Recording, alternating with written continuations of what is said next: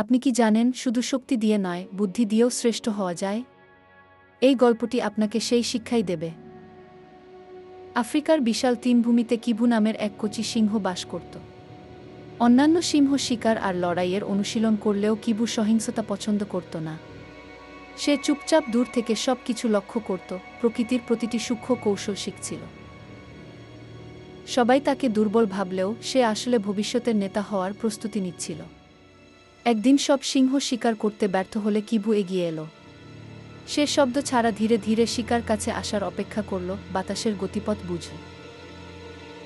শেষ পর্যন্ত শিকার তার নাগালে এল এবং গোটা দল সফল হল।